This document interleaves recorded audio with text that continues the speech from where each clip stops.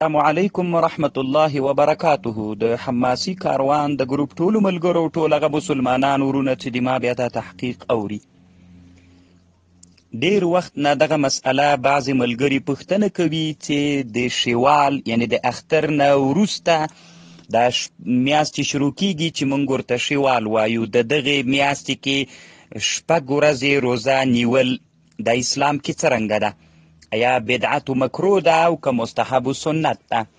نو چې دغه روزو ته سته من شوال، شپږ د شوال یا په افغاني اصطلاح کې دې ته ششک روزې هم وایي.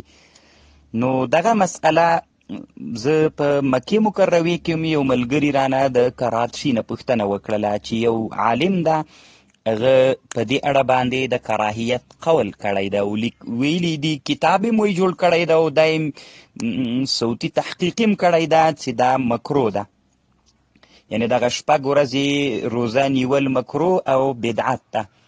نو هلته خو ما دغه ورور ته فتوا او جواب ورکړ چې نه دا مستحب ده، خو بیا یې ما نه غوښتنه وکړله د ورور او نورو ډېرو مولوسیبانو ملګرو چې ته په دې مسئله باندې یو تحقیق وکړه، ځکه دغه مسئله لږ جنجالي مسئله ګرځېدلې ده.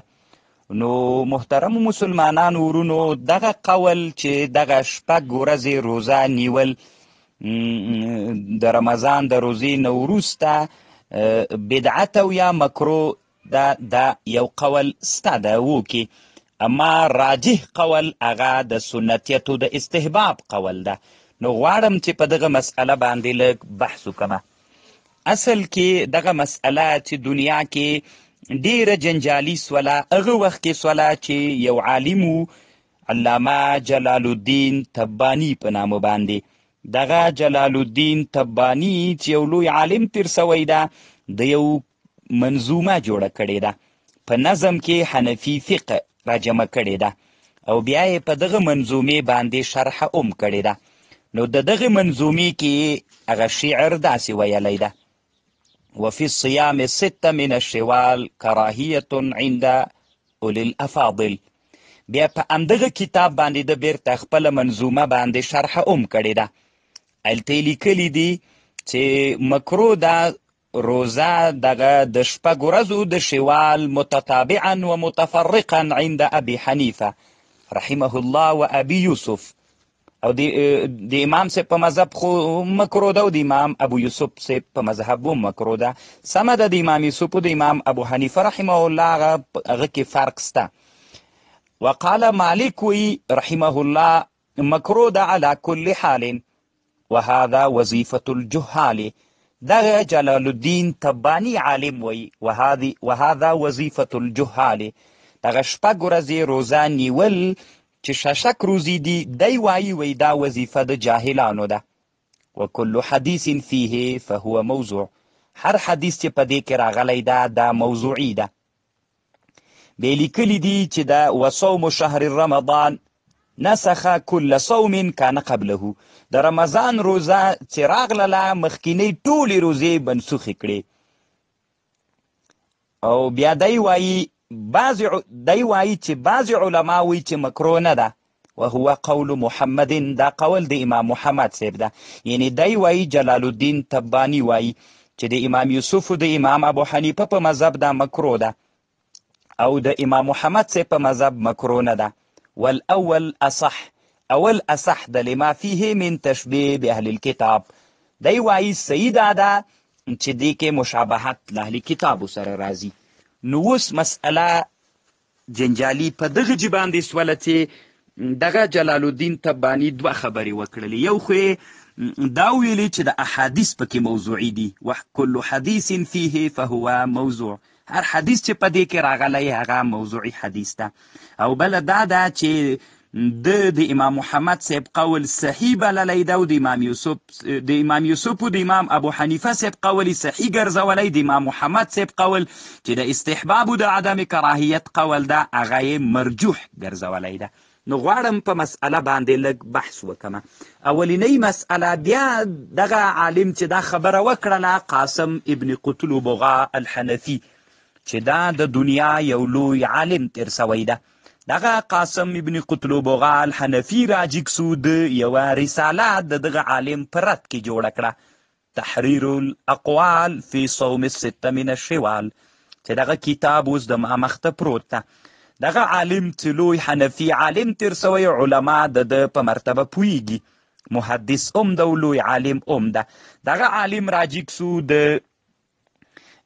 جلال الدین تبانی دغه قول چې د کراهیت او د بدعتیت قول یې کړی و، حدیث موضوعي بللی ول، د پې باندې رد وکړ.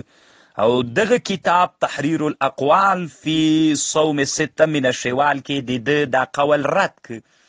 احادیث هم ثابت او صحیح حدیث دی، او د احناف علماو هغه مفتابهی قول چې هغه د استحباب ده، د امام محمد صاحب قول ده، او د امام یوسف صاحب او د امام ابو حنیفه صاحب قول چې ترنه نقل سوی هغه مرجوح یا یو قسم تأویل کړی ده. لنډه ده چې قاسم ابن قطلبغه الحنفي چې کومه خبره کړې ده چې دا بدعت او احادیث پکې موضوعي دي، نو د استحباب خبره ثابته کړه چې د احناف په مذهب باندې راجح رایه د استحباب او د مستحبیت ده. نو یوارې به د احادیثو موضوع ته راسو. وکل حدیث فیه فهو موضوع. امام قاسم ابن قطلبغه وایي دعوا کاذبه، دا دروغ ده دغه دعوه، احادیث بالکل موضوعي نه دي. دا حدیث امام مسلم هم روایت کړی، فحدیث ابي ایوب رواه مسلم في صحيحه والترمذي وقال حسن وابو داود وابن ماجه قال رسول الله صلى الله عليه وسلم من صام رمضان ثم اتبعه ستا من الشوال كان كصيام الدهر.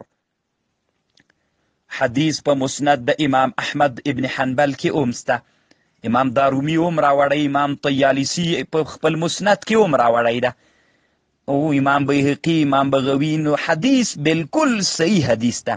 ځکه کله چې امام مسلم د حدیث په خپل صحیح کې راوړ، نو هغه خو متفقون علیه صحیح کتاب ده، نو دا حدیث په مسلم کې هم سته. نو دا خبر چې حدیث موضوعي دي دا غلطه خبر ده، دروغ خبر ده چې امام جلال الدین تبانی کړی ده. په دې اوږد بحث کړی ده، له دنه بغیر نور علماو هم کړی ده. بل کتاب د ما مخته پروت ده چې هغه د علامه ابن الرجب الحنبلي لطائف المعارف في المواسم العام من الوظائف، د دې کتاب په 389 کې هلته عنوان کړي وظائف شهر الشوال، المجلس اول في صيام الشوال كله واتباع رمضان بصيام الست ايام من الشوال. احادیث نقل کوي او اختلاف شته پکې، خو احادیث بالکل صحیح احادیث دي. یعنی معنا کم احادیث چې د رسول الله نه راغلي دي او جلال الدین تبانی نقل پدې کړی ده چې دا احادیث موضوعي دي، ډیره غلطه خبر ده. مسلم په ترمذی، ابو داود، ابن ماجه، په مسند د امام احمد ابن حنبل، امام طبرانی، ډیرو زیات علماو د حدیث په کتابونو کې ذکر کړی ده. ان شاء الله دې ته ضرورت نور نشته چې سړی د حدیثو، چې حدیث په مسلم کې شته ده، بس دا د دې لپاره کفایت کوي چې د حدیث متفق علیه او صحیح حدیث ده. او دا حدیثو په ډیرو کتابونو کې هم دغه حدیث ده. علامه ابن خزیمه هم په خپل صحیح کې راوړی، او علامه ابن حبان هم په خپل صحیح کې راوړی ده. پاتې سوله دغه مسئله چې دغه علامه جلال الدین تبانی او دغه عالم چې د مونږ په زمانه کې ده چې اصلي ما نه دا پوښتنه ملګرو کړې ده چې دم ویلي دي چې دا مکرو ده دغه روزه او بدعت ته د شپږ روزې د ششک روزې نیول بدعت ته. نو دغه عالم مرجوح روایت، یو خو د حدیثو موضوع سوله، اوس د احنافو علماو خبرې ته راځو. په احنافو کې سمه ده امام ابو یوسف او امام ابو حنیفه نه د کراهیت اقوال نقل دي. د موږ ټول احناف علماو د امام یوسف او د امام ابو حنیفه نه د کراهیت اقوال نقل کوي. پوهیږم په دې باندې چې د امام ابو حنیفه صاحب مطلقاً مکروه بلي، امام یوسف یې پرلپسې مکروه بلي، او که جدا جدا وي بیا یې مکروه نه بلي. یعنی که داسې وي چې یو ورځې ونیسي، یو ورځې ونه نیسي، یو ورځې ونیسي، د شپږ ورځې متصلې امام یوسف صاحب وایي مه نیسه، او امام ابو حنیفه صاحب وایي چې هغه مطلقاً مکروه بلي. خو دغه روایت چې د من دغه زمانې کې موجود کم عالم مکروه بدعت بللی ده، دغه رای راجحه ګرځولې ده، او دغه جلال الدین تبانی هم دغه رایه راجحه ګرځولې. اما زه حیران دې ته یم چې دغه عالم کوم کتاب هم چې جوړ کړی و کتاب یې ما وکته او هغه کتاب کې په دې کتابونو حواله د احنافو ورکړې وه چې هلته یې لیکلي دي چې د احنافو کتابونو کې مفتابهي او راجح قول هغه د کراهیت ده. نو زه د یو څو کتابونو خبره کوم. یو له هغې نه همدغه قاسم ابن قطلبغا الحنفي ده، د استحباب په خپل کتاب کې ثابت کړی ده او د کتاب په اسانه پیدا کیږي او ما عاجز سره هم دغه کتاب د دسته د کراهیت قول مردود ګرځولی او په هغې رد کړی ده. بې داسې لیکلي دي چې د امام یوسف د امام ابو حنیفه صاحب په مذهب باندې چې مکروه ده، د هغې مطلب دا ده چې د اختر په ورځ هم روزه ونیسي. اما که د اختر په ورځ روزه ونه نیسي، هغه اختر سي وروسته ورپسې ونیسي، هېڅکله مکروه نه ده بلکې مستحب ده. دا د قاسم ابن قطلبغا الحنفي قول ده. بل بدائع الصنایع فی الترتیب الشرائع، په بدایع الصنایع دویم جل 215 صفحه کې هلته بحث کوي او بیا دا بحث نه وروسته چې د ده رایه کومه مختاره رایه ده هغه وایم. والاتباع المکروه وهو ان یصوم یوم الفطر، دا مکروه چې د هغه حالت کې مکروه ده چې د اختر په ورځ هم روزه ونیسي. ویصوم بعده 5 ایام، او 5 ورځې د اختر په ورځ هم له اختر نه 5 ورځې وروسته هم دغه مکروه ده. فاما اذا افطر يوم العيد، که د اختر په ورځ د روزه ماته کړه، ثم صام بعده، بیا د پس له دې روزه ونیوله 6 ایام، فلیس بمکروه بل هو مستحب وسنه، بلکې دا مستحب او سنت ده. نه پوهېږم چې دوی ولې مرجو یا د جلال الدین تبانی او یا د مونږ د عصر عالم ولې مرجوح روایت راجح ګرځولی او راجح مرجوح ګرځولی. دا د بدایع صنایع عبارت ده. بدایع صنایع دویم جلد 215 صفحه، بدایع صنایع کې دا مستحب ګرځولی. ګوره، فاما اذا افطر یوم العید ثم صام بعده 6 ایام فلیس بمکروه بل هو مستحب وسنه، بلکې دا مستحب او سنت ده. نو قاسم ابن قطلبغا په احنافو کې دا مستحب ګرځولی او بدایع صنایع. نه پوهېږم چې د مولانا نورلزاح ولې د یاده وتلی ده او مراقي الفلاح کې. په نورلزاح او په مراقي الفلاح دواړو کې ومن المندوب صوم 6 من الشوال، دی په مستحبو کې راوړي. مندوب مستحبې بللی دي روزې د 6 من الشوال. مراقي الفلاح کې لیکي ومن المندوب صوم 6 من الشوال لقول عليه الصلاة والسلام من صام رمضان فاتبعه 6 من الشوال كان كصيام الدهر. نو نه پوهېږم بیا په دې مسئله کې اختلاف شته چې بهتر متفرقې دي او که پرله، یعنې دغه 6 روزې د رمضان په میاشت کې په ټوله رمضان میاشت کې بیلې بیلې، د شوال په میاشت کې بیلې بیلې ونیول سي، او که څنګه اختر تیر سو متصلې ورپسې ونیسي، او دا 6 روزې په خپل مابین کې هم همداسې متصلې وي. په دغه کې د احنافو اختلاف شته. نورلزاح او مراقي الفلاح دا مستحب بللي دي. د شورنبلالي 3 کتابونو کې نورلزاح، مراقي الفلاح او امداد الفتاح 3 واړه کتابونه عاجز سره سته. 300 د مراقي الفلاح 380 صفحه کې بیا همدغه جې باندې په امداد الفتاح کې دې وګوري، بلکل د استحباب مسله ده. نورلزاح ملا هم په خپلو 3 واړو کتابونو کې د استحباب خبره ذکر کړې ده او دغه عالم خو دیوبندي هم ده. نو نه پوهېږم چې اعلاء سنن یې ولې د یاده وتلی ده. اعلاء سنن کې علامه ظفر احمد عثماني صاحب باب کې ښودلی، د خپله په اعلاء سنن باندې حواله کړې ده هلته خپل کتاب کې د بدعتو د کراهیت. اما ظفر احمد عثماني صاحب اعلاء سنن کې داسې باب دی 9 جلد کې 271 صفحه کې 9 جلد 170 داسې باب دی، باب استحباب صيام 6 من الشوال. مستحب د 6 من الشوال دا مستحب دی. نو په دې باندې علامه ظفر احمد عثماني صاحب بحث کړی ده. ظفر احمد عثماني صاحب حدیث راوړی ده او بیا د بهرائي خبره نقل کړې ده، لكن عامة المتأخرين لم يروا به بأسا.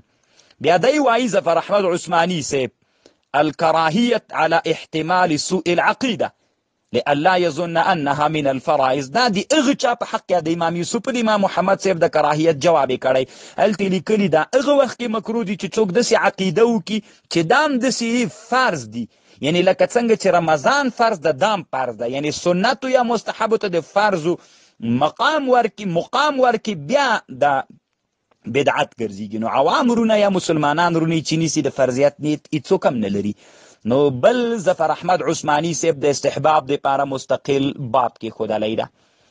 په احنافو کې بل لوی محقق مجمع الانهور کې په مجمع الانهور کې هم د استحباب خبره کوي. ولا يكره اتباع الفطر بصوم الستة من الشوال في المختار. مكروه نده مختار قول داده لأنه وقع الفصل بيوم الفطر فلا يلزم التشبه بأهل الكتاب فليس بمكروه بل مستحب وسنة، بل كده مستحب والسنة لورود الحديث في هذا الباب. ځکه حدیث په دې باب کې راغلی ده. هغه حالت کې دی وی مجمع الانهور کې وی مکروه ده چې د اختر ورځ او 15 ورځې له هغې نه وروسته ونیسي، دا مکروه ده. اما که د اختر ورځ اختر تیر کې وروسته روزي ونیسي هېڅکله مکروه نه ده بل مستحب و سنه. دا بل حنفي عالم ده چې مجمع الانهور اول جول 386 صفحه. بل عالم چې هغه په احنافو کې مشهور عالم علامه حسکفي ده چې هغه په دور المختار کې او د بل کتاب الدرر المنتقى على ملتقي الابحور کې الدرر المنتقى على ملتقي الابحور کې داسې لیکي واما اذا افطر العيده کله چې د اختر ورځ روزه ماته کړله ثم صام بعده السته فليس بمکروه بل مستحب وسنه، بلکې دا مستحب سنت دي. دم د استحباب قول کړی دا په اول جل درر المنتقى على ملتقي الابحور کې اول جل 386 صفحه باندې. د بل کتاب چې در المختار د رد المحتار دپاره متن ده. نو التم په استحباب کې راوړی ده او دی مستحب بللی ده بل یستحب و یسنو. الته په در المختار کې هم دا خبره سته وروستی حواله کومه. دغه عالم چې ما نه چا پوښتنه کړې او د کتاب یې هم راته رالیږلی ده. نو دغه عالم محترم مرجوح روایت مختار کړی ده او فتاوا هندي نه هم نقل کړی ده، خو نه پوهېږم چې فتاوا هندي کې ولې بیا غلط سوی ده. فتاوا هندیه کې د بهرای خبره نقل کړې ده. هلته لیکلي دي چې امام یوسف امام ابو حنیفه رحمهم الله ورته مکروه وایي. بیا داسې لیکي لکن عامة المتأخرین لم یروا به بأسا، عام متأخرین پې باندې باک نه کوي. نو فتاوا هندي اول جول 201 صفحه کې داسې لیکي والاصح انه لا بأس به كذا في محيط للسرخسي. فتاوا هند الته هغه عالم چې د موږ زمانه کې د دغه محترم عالم د کراهیت خبره د هندي نه نقل کړي او هندیه کې داسې لیکي والاصح انه لا بأس به كذا في محيط السرخسي. نو که علما یې ګوري اول جول 201 صفحه نو دا په احنافو کې بل عالم ده علامه ابن العابدین الشامی په رد المحتار کې. رد المحتار دریم جل 485 صفحه. نو علامه ابن العابدین الشامی بیا د قاسم ابن قتلبغا د خبرې هغه نقل کړي دي، اقوال نقل کړي دي او هغه خبرې ذکر کړي ده. بیا لیکلي دي چې په تباني باندې د رد کړی ده او داسې یو قول یې صحیح کړی ده چې هغه په روایت د اصولو برابر نه ده. شامی وایي چې قاسم ابن قتلبغا په جلال الدین تبانی چې کوم رد کړی ده نو هغه باندې رد داسې کړی ده چې تبانی داسې یو قول صحیح ګرځولی چې هغه قول په روایت د اصولو برابر نه ده وانه اصح ده بانه على غیر روایت الاصول وانه صحح ما لم يسبق احد الى تصحیحه. زه نه پوهېږم چې دغه عالم چې د موږ د زمانې عالم ده ولې د شامي دغه عبارت ته فکر نه کوي. ګوره شامي داسې لیکي د قاسم ابن قتلبغا د عبارتونو وایي وانه صحح ما لم يسبق احد الى تصحیحه. داسې قول یې صحیح کړی چې د هغه قول تصحیح ته له ده نه مخکې هېڅوک هم نه و تللي. نو یو جلال الدین تبانی یو د موږ د زمانې دغه عالم د چې دغه قول ته د تصحیح تک کړی په دنیا کې چا بل نه ده ورته کړی وانه شامی وی وانه صحح الضعیفه د هغه ضعیف قولی صحیح ګرځولی وعمد الى التعطیل ما فيه الصواب الجزیل د قصد کړی دا معتلولو ما د هغه شي ته فيه الثواب الجزیل چې په هغه کې ثواب لوی ده بدعوان کاذبة بلا دلیل په داسې یوې دعوې سره چې هغه دعوه دروغ دعوه ده او دلیل نه لري. شامي په مسئله باندې ښه بحث هم کړی ده. شامي خبره رد کړې او د شامي عبارتونه هم د استحباب عبارتونه دي. بیا وایم شامي دریم جلد 485 صفحه. خیر دکه مسئله لږ اوږده سوله چونکې علماو د تحقیق غوښتنه رانه کړې وه. دغه عالم چې د خپل کتاب د موږ د عصر عالم چې کتاب یې په دې جوړ کړی ده چې وی دا مکروه بدعت ده، نو هلته د امام د علامه شاه ولی الله صاحب په مسوا فتوا کړې ده.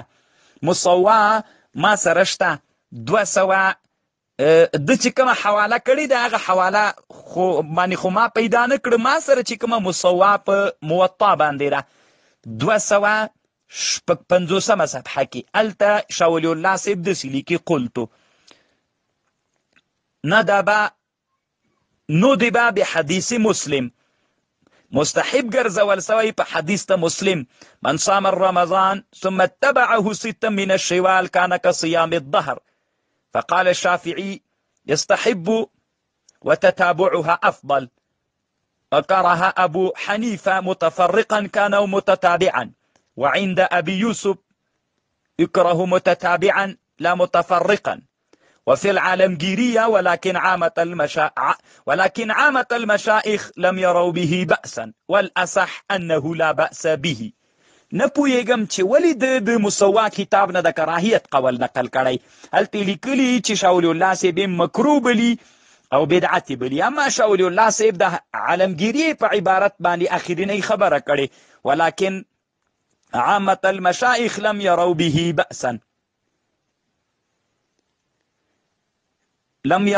بأسا والأصح أنه لا بأس به. نو دا د مسوا خبره ده د موطا د امام مالک صاحب د شاه ولی الله صاحب 250 صفحه.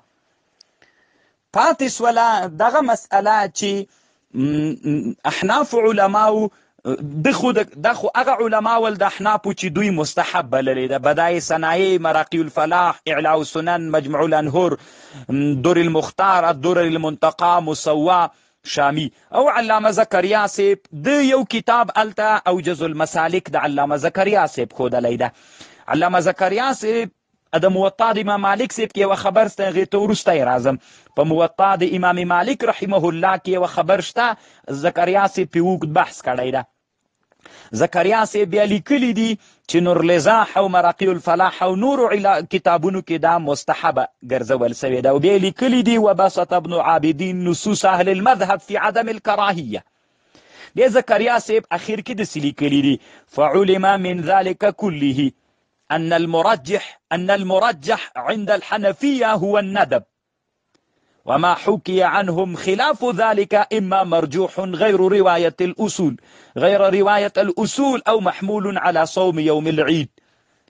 نګوره علامه زکریا صاحب نه د هلته په خپل کتاب کې که د عالم کتاب تاسو سره وي هلته یې د زکریا صاحب نه هم د کراهیت قول نقل کړی. اما زکریا صاحب په د خپل اوجز المسالک کې چې 5 جول 102 صفحه کې داسې لیکي فعلم من ذلك كله أن المرجح عند الحنفية هو الندب وما حكي عنهم خلاف ذلك إما مرجوح غير رواية الأصول أو محمول على صوم يوم العيد.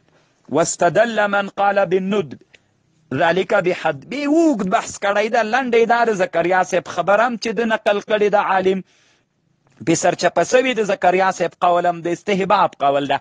علما دې په سړه سینه وګوري 5 جول 103 صفحه. پاتې سو دغه عالم د کراهیت قول کړی فتح القدیر باندې هم حواله کړې ده. نو نه پوهېږم چې د عالم باندې ولې دغه مسئله کې ټول کتابونه سرچپه سوي دي. علامه ابن الهمام په فتح القدیر کې کم بحث چې کړی ده ابن الهمام په فتح القدیر کې لیکلی دی او بحث خو یې کړی دی او بیا یې اخر کې داسې لیکلي چې دا مشابهت لري کتابو سره راځي او یا چې په ورځ د اختر باندې روزه ونیول سي چې په ورځ د اختر باندې روزه ونیول سي مکروه ده. بیا ابن الهمام اخر کې داسې لیکي فاما عند الامن من ذلك فلا بأس لورود الحديث به. نو د هغه رایه د کراهیت نه ده. دغه شپږ ورځې د رمضان روزې چې د اختر ورځ اختر وي روزه ونه نیول سي او د استحباب او د سنتیت په نیت باندې ونیول سي بالکل ابن الهمام په فتح القدیر کې مکروه نه ده بللې بلکې لیکلي دي فلا بأس به لورود الحديث به بلکې عین لورود الحديث به ټکي نه لا استحباب معلومیږي. ابن الهمام په فتح القدیر کې دا مسئله لیکلې ده 2 جلد 359 صفحه. نو دا یوه سوله فتح القدیر کې دا مسئله شته هغه هېڅکله د کراهیت قول نه ده کړی. بحر الرایق کې لیکي چې لكن عامة المتأخرين لم يروا به بأسا هغه هم د کراهیت خبره نه ده کړې. لیکلي دي سید امام یوسف و امام ابو حنیفه نه د کراهیت قول نقل ده ما هغه قول د کراهیت هغه مفتابهی نه ده. مفتابهی د متأخرینو د احنافو هغه د استحباب او د سنتیت ده. پاتې سو علي قاري صاحب باندې د التفتوا کړې ده. علي قاري صاحب هغه اقوال نقل کړي چې د ابن الهمام رایه ده. ابن الهمام چې کوم بحث کړی ده هغه بحث دم کړی ده یعنی د عدم کراهیت بلکې د استحباب خبره. ابن علي قاري صاحب 4 جلد 400 صفحه کې دم کړی ده. صرف علي قاري و خبر بیا زیاته کړی والظاهر ان التفريق افضل ده فانه يبعد عن التشبيه الموهوم والاعتقاد الملزوم ويلتئم به كلام أهل المعلوم كلام أهل العلوم كما هو المعلوم. نو دا غي وزیادت خبر علي قاري صاحب ور باندې کړی ده. نو د کراهیت خبر احنافو کې بل چا نه ده تایید کړي. نو د موږ د عصر کم عالم چې ده جلال الدین تباني له دغه دواړو نه انشاءالله بغیر په حنفي علماو کې په لوی علماو کې یا د موږ معتمد کوم کتابونه چې دي هغوی کې چا هغه قول راجح نه ده ګرځولی. هغه یو مرجوح قول ده په هغې باندې فتوا نشته ده.